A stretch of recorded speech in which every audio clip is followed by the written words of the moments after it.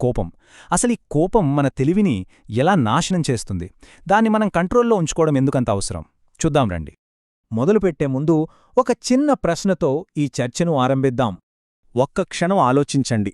మన జీవితంలో మనల్ని ఎక్కువగా దెబ్బతీసే అతిపెద్ద శత్రువు ఎవరు? బహుశా మన మనసులోకి వచ్చే సమాధానం అసలైనది కాకపోవచ్చు. చాలామంది అనుకుంటారు మన శత్రువులు బయటెక్కడో ఉన్నారని. మనని ఇబ్బంది పెట్టేవాళ్ళో, మనకు అడ్డంకులు సృష్టించేవాళ్ళో అనుకుంటాం. కాని కాదు, అసలైన శత్రువు వాళ్ళు కాదు. మరి మన చుట్టూ ఉన్న పోటీ మన శత్రువా? ఉద్యోగంలోనో వ్యాపారంలోనో ఉండే పోటీ? అదీ కాదు. నిజానికి పోటీ మనల్ని ముందుకు నడిపిస్తుంది, కాని మనల్ని నాశనం చేయదు.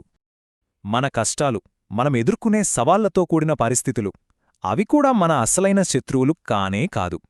ఎందుకంటే పరిస్థితులు ఈరోజుంటాయి, రేపు మారిపోతాయి. అవును, మన నిజమైన అతిపెద్ద శత్రువు బయటెక్కడో లేడు, మన లోపలే ఉన్నాడు. మన అదుపులో లేని కోపమే అది. దీని మనం చాలాసార్లు పెద్దగా పట్టించుకోం, కాని మనల్ని నెమ్మదిగా నాశనం చేసేది ఇదే. ఇంతకీ ఈ కోపం మనల్ని ఎలా నాశనం చేస్తుంది? ఇది ఒక్కసారిగా జరగదు. స్టెప్ బై స్టెప్, ఒక గొలుసుకట్టులా మనల్ని పతనం వైపు లాగుతుంది.